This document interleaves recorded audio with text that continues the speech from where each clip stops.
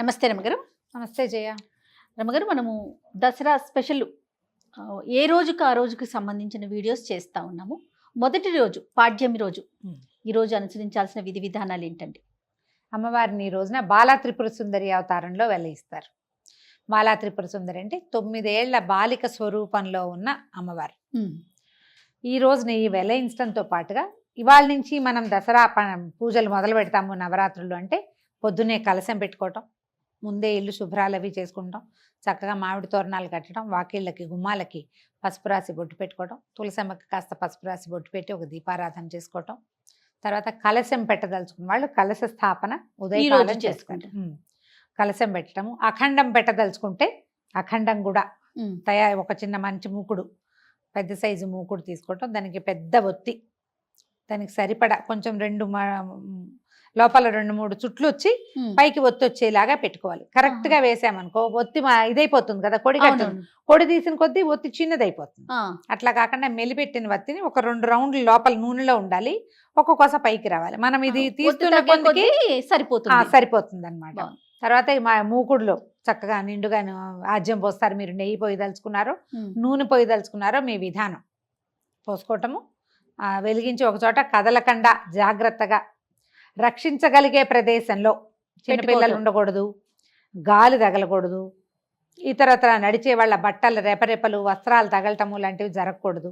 అట్లా చక్కగా మంచి ఏర్పాటుగా ఒక చోట అఖండం వెలిగించి పెట్టుకోవటం, అఖండం పెట్టడము. తర్వాత ఈ కలశ స్థాపన చేసుకోవటము. ఒక వినాయకుడిని పెట్టుకుని చిన్న పసుపు గణపతిని చేసి వినాయకుడిని ఆవాహన చేసి తర్వాత విసర్జన కూడా చేసి పక్కకు పెట్టుకోవటం. అప్పుడు అమ్మవారి ఆరాధన మీరు ఏ పటం పెట్టుకోదలుచుకున్నారో ఒక పీట మీద, ఒకవేళ ఈ కలశం పెట్టము, ఒక పీట వేసుకుని, లేదా మనకున్న రెగ్యులర్ దేవతార్చన ఎక్కడుందో అక్కడే ఈ అమ్మవారి ఫోటో మీరు ఏది పెట్టుకుంటున్నారో, సాధారణంగా పెట్టుకునే ఫోటో ఏంటంటే మనకి అమ్మవారి ఇట్లా కూర్చుని ఉంటుంది, పరమేశ్వరుడి మీద కూర్చున్నట్టు, అటు ఇటు సరస్వతి లక్ష్మి ఇద్దరు విసురుతున్నట్టుగా ఉండే పరివారంతో ఉన్న లలితా పరమేశ్వరి పటాన్ని అయితే బాగుంటుంది. మొత్తం అన్ని అవతారాలకి మనకి ఈ ఫోటో సరిపోతుంది. ఈ ప్రతిమ విశేషం ఏది ఉందో ఫోటో కానీ ఇంకో చిన్న ప్రతిమ కానీ పెట్టుకోవటం. తర్వాత అన్ని పువ్వులు అన్ని సిద్ధం చేసుకోవటం. ఏ రంగు వస్త్రాలు వేస్తాం రమ్మగారు? సాధారణంగా పింక్ మనం వేసుకున్న లాంటివి మంచిది. గులాబీ రంగు లేతదైనా, ఇందులో లైట్ కలర్, ఇందులో డార్క్ కలర్, బోల్డ్ అన్ని రంగులు ఉంటాయి కదా, ఏదో ఒక రకం వస్త్రం. అంటే మీరు ప్రతిరోజు ఒక వస్త్రాన్ని అమ్మవారికి సమర్పించటం, పూజ చేసుకుంటాము. వస్త్ర సమర్పణ చేసేటప్పుడు ప్రిఫరబుల్లీ పింక్ పెట్టుకోండి. గులాబీ రోజు మొదటి రోజు సరే ఇది ఏర్పాటు చేసుకోవటము. తర్వాత ఈ రోజున మొదటి రోజు కాబట్టి స్టార్ట్ చేస్తున్నాం కాబట్టి కొంచెం బాగా గ్రాండ్గా చేయాలని భావిస్తే కనుక మీరు పులిహోర, పాయసము అలాంటివి చేసుకోవచ్చు. అమ్మవారికి ప్రత్యేకంగా నివేదించేది ఏంటంటే ఇవాళ కట్టి పొంగలి, తర్వాత కేసరి, ఈ 2 నివేదన చేస్తారు. మీరు ఇంకా చాలా చేయొచ్చమ్మా. పాలు పళ్ళు పెట్టుకోవచ్చు. ప్రతిరోజు నియమంగా పెసరపప్పు నివేదన, పెసరపప్పు నానబెట్టడము, దాన్ని నివేదించటము. తర్వాత ఏమో పానకం చేసి పెట్టడము. మనము ఈ అమ్మవారి తాలూకు ఏ స్తోత్రం చదివినా కూడా అమ్మవారిది నామాలు పవర్ఫుల్. ఈ అంత పవర్ఫుల్గా ఉండే శబ్దాన్ని ఉచ్చరించడం వల్ల ఏమవుతుందంటే మన చుట్టూతా ఉన్న వాతావరణంలో ఒక రకమైన వేడి పుడుతుంది. ఏదైనా సరే, ఏ అమ్మవారి నామం అయినా కూడా దాంట్లోంచి ఒక ఉష్ణం వెలువడుతుంది, వేడి వెలువడుతుంది అని చెప్తారు. దానికోసం అనేది చల్లబరచడం కోసం అమ్మవారికి మనం పానకము, పెసరపప్పు తప్పకుండా నివేదించాలి. మిగిలినవి ఏవి చేసినా చేయకపోయినా ఇది చెయ్యాలని పెట్టుకోండి. ఇంత చాలా చేయొద్దు, ఇంత సులువుగా చేసి పెట్టుకోండి. బెల్లం నానబెట్టడం, పంచదార పానకం చేయొచ్చు, పనికొస్తుంది. పంచదార పానకం కూడా చలవని చెప్తారు. కొంచెము ఏలక్కాయలు, తర్వాత ఒక చిటికెడు పచ్చకర్పూరము, కొంచెం మిరియాలు, వీలైతే అవి గ్రైండ్ చేసి పక్కన పెట్టుకోండి. ఈ వారం 10 రోజులు వాడుకోవడానికి పనిచేస్తుంది. అలానే ఆ చేత్తో ఈ చేత్తో ముట్టుకునేవి కాకుండా కొంచెం పై ఎత్తున జాగ్రత్తగా పెట్టుకోవటం, పానకాన్ని నివేదన చేసుకోవచ్చు. అక్కడి నుంచి అమ్మకి బాలా త్రిపుర సుందరికి సంబంధించినటువంటి స్తోత్రాలు చదువుకోవచ్చు. మీకు స్తోత్ర నిధి యాప్లో బాలా త్రిపుర సుందరి అష్టోత్తర శతనామావళి దొరుకుతుంది.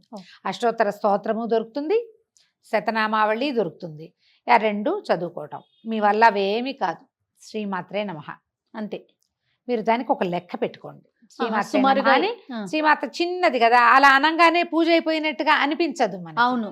108 మీరు ఒక మాల పెట్టుకుని 108కి పూసలున్న మాలలు దొరుకుతాయి కదా, అవునండి. మాలతోటి అమ్మవారిని నమస్కారం చేసుకోవటం.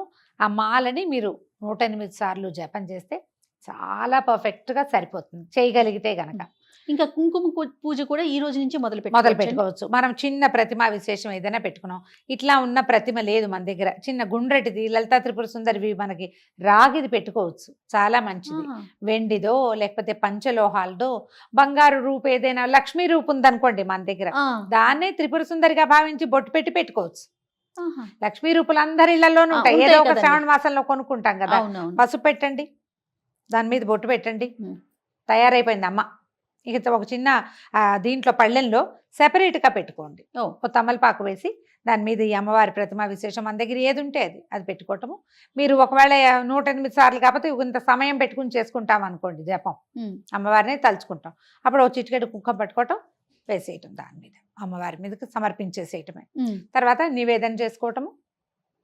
మళ్ళీ సాయంకాలం పూజకి మనము ముత్తైదువులను పిలుచుకొని పేరెంట్ లాగా చేసుకోవచ్చు. ఎవరైనా పిలుచుకోవచ్చు, ఎవరినైనా ఒక్క ముత్తైదువునైనా పిలిచి పొద్దునుంచి సాయంత్రం లోపల మీరు ఏది నివేదన చేసినా పనికొస్తుంది. ఏ పండు నివేదన చేసినా సరే. మీరు ఇది కాకుండా ఒకవేళ ఇలా చేయలేము, మామూలు వంట చేసుకుంటాం, అన్నం పప్పు కూర ఏవో చేసుకుంటాం కదా, మహానివేదన అది కూడా నివేదన చేయొచ్చు. పాత్ర ఏ పాత్రలో వండుతామో ఆ పాత్రతో సహా తెచ్చి పెట్టచ్చు. లేదా ఒక అరిటాకులోనో ఒక వెండి పళ్ళెంలోనో, మనం ఎంగిల్ చేసిన పళ్ళాలు కాకుండా రోజువారీ మనం తినేవి కాకుండా ఒకవేళ అందులోనే ఉంటే దాంట్లో ఒక అరిటాకు వేసేయండి. అరిటాకులో ఈ చక్కగా అన్నము కూర పప్పు వేయటము, దాని మీద కొంచెం నెయ్యి వేసి ఒక చిన్న బెల్లం ముక్క, ఒక చెంచాడు పెరుగు వేసి చక్కగా నివేదన చేయండి. పూర్తి స్థాయి ఆహారం వచ్చినట్టు.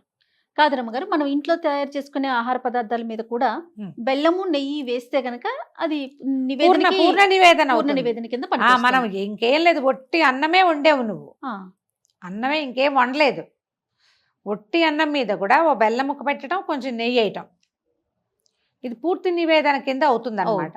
ఇది సమర్పించుకోవటము, ఒక నమస్కారం చేసుకోవటం. ఇప్పుడు ఈ మొత్తం ఈ 9 రోజుల్లో మనం చేసుకోగలిగేవి ఏంటంటే, రోజు లలితా సహస్రనామ పారాయణ చేసుకోవచ్చు. పొద్దున ఒకసారి, సాయంత్రం మళ్ళీ. ఒకవేళ కాదు ఇంకొకటి ఏదైనా చేయాలంటే లక్ష్మీ అష్టోత్తరం పారాయణ చేసుకోవచ్చు ప్రతిరోజు. లక్ష్మీ సహస్రనామం చేసుకోవచ్చు ప్రతిరోజు. ఈ 9 రోజులు ఏంటంటే మహాకాళి, మహాలక్ష్మి, మహాసరస్వతి రూపాలలోనే అమ్మవారు కొలవబడుతుంది. మీరు ఏ రూపంలో భావించినా ఆ రూపంలో మనకి కనపడుతుంది, మన వెంటుంటుంది. ఎలా కావాలంటే అట్లా చేసుకోవచ్చు. అయితే లలితా సహస్రనామం చేసుకోవాలంటే సహస్రనామం చదువుకోవటం, ఓ చిటికెడు కుంకుమ పట్టుకోవడం, చదువుకోవటం. ఈ కుంకుమని అమ్మవారికి సమర్పించేసేయండి. నివేదన చూపించి ప్రతిరోజు అమ్మవారిని కదపాలా, ఇలాంటి ప్రశ్నలు వస్తాయి, ఏమీ కదపద్దు. ఈ 9 రోజులు కూడా అలా కదిపే పని లేదు. మీరు పటం పెట్టుకున్నా, ప్రతిమా విశేషం పెట్టుకున్నా, కలశం పెట్టుకున్నా అమ్మ అక్కడ చక్కగా కూర్చుని ఉంటుంది. మనకి లలితా సహస్రనామంలో బాలా త్రిపుర సుందరి ప్రస్తావన చాలా క్లియర్గా చక్కగా స్పష్టంగా కనపడుతుంది. లలితా సహస్రనామాలు చూసుకుంటే మనం సహస్రనామం మనకి ఎట్లా నడుస్తుందంటే, అమ్మవారి సౌందర్య వర్ణన చేసిన తర్వాత భండాసుర వధ కోసం ఉద్యుక్తురాలే అమ్మ వెళ్ళినట్టుగా కనిపిస్తుంది. మొదటి రోజు అండి, అసలు మనకి లలితా సహస్రనామాల్లో అదే కనిపిస్తుంది. అదే మొదటి రోజునే బయలుదేరింది అనుకుందాం. ఈ బయలుదేరినప్పుడు ఆవిడ ఎలా వెళ్ళింది, ఎక్కడి నుంచి వచ్చాడు ఈ భండాసురుడు? పరమేశ్వరుడు మన్మథుడిని దహించినప్పుడు అదొక బూడిది కుప్ప అయిపోయాడట. మన్మథుడు బూడిది కుప్ప అయిపోయేసరికల్లా ఆవిడ రతీదేవి శోకించింది. అయ్యో, నీకు వివాహం చేసి నీ వల్ల సంతానం పొందాలి, సంతానం వల్ల తారకాసుర సంహారం జరగాలని ఇంత పని చేస్తే మన్మథుడినే భగ్నం చేశాడే భగవంతుడు. శివుడు ఏం చేశాడు? మన్మథుడినే భగ్నం చేశాడు కదా. ఇలా అయ్యిందని ఆవిడ దుఃఖిస్తే అమ్మవారు ఆమెకి ఏం చెప్పింది, ఏం పర్వాలేదు, నీకు కనిపిస్తాడు, అనంగుడుగా ఉంటాడు, శరీరం లేకపోయినా వాడు ఉంటాడు, అతను మన్మథుడు ఉంటాడు, నీ వరకు రతీదేవికి మాత్రం సాకారంగా కనపడతాడట అని చెప్పి వరం ఇచ్చింది. అయితే ఈ బూడిద కుప్పలా పడిపోయింది కదా, ఈ కుప్పలా పడిపోయిన బూడిదని ఈ పరమేశ్వరుడి యొక్క వెనకాల ఉంటారు కదా శివగణాలు, ఆ గణాలలో ఒకడు దాన్ని ఇట్లా ప్రతిమలాగా చేసాడు, ఒక బొమ్మ చేశాడట ఆ బూడిదతోటి. అప్పుడు అయ్యో అన్నారు, భండ భండ అన్నారు, ఇదేమిటి అని. ఆ భండు ఆ బూడిదతోటి తయారు చేయబడిన వాడు ఒక రాక్షసుడుగా మారాడు. శివుని దాంతో చేసిన వాడు రాక్షసుడు. శివుడు కాల్చిన బూడిద మన్మథుడి బూడిదే అది. కానీ మన్మథుడికి శరీరం వచ్చేసి ఇది అవశేషం కదా, ఈ అందుకని బూడిదలో చేతులు పెట్టి ఆడకూడదు అలాంటివి చెప్తారు కదా పెద్దవాళ్ళు. ఎందుకు? ఈ భండాసురుణ్ణి సంహరించడానికి లలితా త్రిపుర సుందరి తన సైన్యంతో సహా వచ్చింది. అందులోనే మనకి వారాహి వాళ్ళందరి స్వరూపాలు కనపడతాయి. లలితలో కనిపిస్తుంది ప్రత్యేకంగా. ఈ భండపుత్ర వధోద్యుక్త బాలా విక్రమనందిత అని ఒక నామం ఉంది. భండుడి యొక్క కుమారుణ్ణి సంహరించింది అమ్మవారు. ఏది కుమారి రూపంలో. బాల విక్రమనందిత అని చెప్తారు. బాల యొక్క విక్రమాన్ని చూసి సంతోషించింది అమ్మవారు. అమ్మవారి పుత్రికగా చెప్తారు ఈ బాలా త్రిపుర సుందరిని. మనం ఏమనుకుంటే ఆమె యొక్క బాలిక రూపం అనుకుంటాము. ఇట్లా చూపిస్తారు. మనం ఎట్లాగైనా చేయొచ్చు. ఓకే. అయితే ఈ రూపాన్ని మనం ఎట్లా ఆలోచించాలి? ఒక 9 సంవత్సరాల చిన్న కన్యకా స్వరూపం. మనకి ఫోటోలు కూడా కనిపిస్తాయి. చక్కగా పట్టుకుని వస్త్రాలు అవి చాలా ముచ్చటగా ఉండి లంగా జాకెట్ వేసుకుని జడ ముందుకు వేసుకుని ఉన్న బాలా స్వరూపం ఎంత అత్యద్భుతంగా ఉంటుందో. అవును. అమ్మవారి యొక్క ప్రార్థనా శ్లోకం ఏదైనా ఒకటి తీసుకుని బాల చదువుకోవచ్చు. నెంబర్ ఆఫ్ టైమ్స్ మీరు 108 పెట్టుకోండి. ఒక శ్లోకం చెప్తారా రమ్మగారు? చెప్తాం. అరుణ కిరణ జాలై రంజితా సావకాశ విధృత జపవటీకా పుస్తకా భీతిహస్త ఇతర కరవరాఢ్య ఫుల్ల కల్హార సంస్థ నివసతు హృది బాల నిత్య కళ్యాణశీల. ఇది ఒక శ్లోకం. ఇందులో ఇంకొకటి ఉంది. మాలాశ్రుణి పుస్తక పాశహస్తాం బాలాంబికాం శ్రీలలితా కుమారీం కుమార కామేశ్వర కేళిలోలాం నమామి గౌరీం నవవర్ష కన్యాం. శ్లోకంలోనే నమామి గౌరీం నవవర్ష కన్య, 9 ఏళ్ల కన్యకా స్వరూపంలో ఉండి కామేశ్వర కేళిలోల, కామేశ్వరుడితోటి ఆడుకునేందుకు సంతోషించేటువంటి అమ్మని నేను కొలుస్తాను. శ్లోకంలోనే చెప్పబడింది. ఈ 9 ఏళ్ల కన్యకా స్వరూపంలో ఉన్నటువంటి బాలని ఈ తొలి రోజున మనం అర్చన చేస్తాం. మీరు ఇదంతా చెయ్యం. ఒట్టి నమస్కారం, దీపారాధన చేయండి, పంచోపచారాలు చేయండి, దీప ధూప నైవేద్యాలు అంతే. మధ్యలో గంధ పరికల్పన, పుష్పం కానీ గంధం కానీ పరికల్పన చేయండి. పువ్వులు పెట్టండి. పువ్వులు పెట్టడం, దీపం ధూపం నైవేద్యం, నమస్కారం. ఆ నమస్కారంతో ఏదైనా ఒక్క ప్రార్థనా శ్లోకం. ఈ ప్రార్థనా శ్లోకం నేను చెప్పింది వివరంగానే వినపడుతుంది కాబట్టి ఇదే మీరు 11 సార్లు, 21 సార్లు, 40 సార్లు లేదా 108 సార్లు చక్కగా సాకల్యంగా చదువుకోవచ్చు. మంచి ప్రార్థనా శ్లోకం. ఈ శ్లోకాన్ని నేను ఎక్కడి నుంచి తెచ్చానంటే వేములవాడ రాజరాజేశ్వర స్వామి దేవస్థానంలో ఒక గోడ మీద శిలాఫలకం మీద ఉన్నాయి ఈ 2. ఓహో. నేను ఎప్పుడో వేములవాడ వెళ్ళినప్పుడు అది కనపడేసరికి కదా తెచ్చుకున్నాను నేను. అదే నాకు విడిగా ఎక్కడ పుస్తకాల్లో ఇవి కనిపించలేదు. మీకు ఎక్కడైనా దొరికితే అది చదువుకోండి. స్తోత్రనిధి యాప్లో బాలాంబికది మనకి అష్టోత్తరం దొరుకుతుంది.